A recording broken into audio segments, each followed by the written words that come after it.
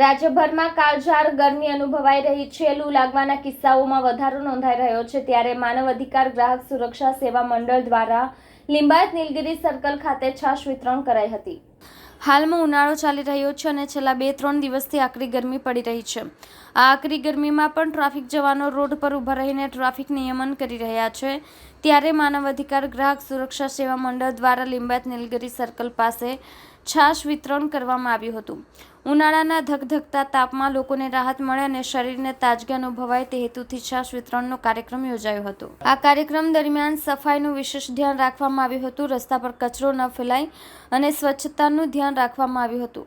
લોકોમાં સાફ સફાઈનો સંદેશ આપવાના પ્રયાસ માનવ અધિકાર ગ્રાહક સુરક્ષા સેવા મંડળના સ્વયંસેવકો દ્વારા કરવામાં આવ્યું હતું। કેમેરામેન હકીમ શેખ સાથે વસીમ હાસમીનો રિપોર્ટ, આઝાદ ન્યૂઝ, સુરત।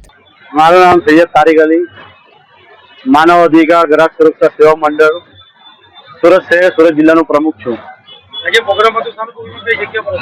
આજે પ્રોગ્રામ નીલગિરી સર્કલ મારુતિનગર।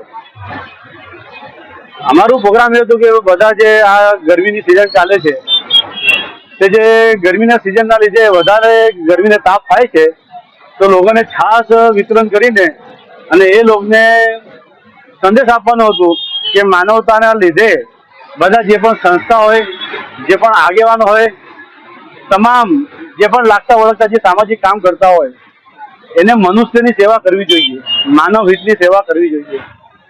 તેમજ અમને પ્રોત્સાહન સારું મળ્યું।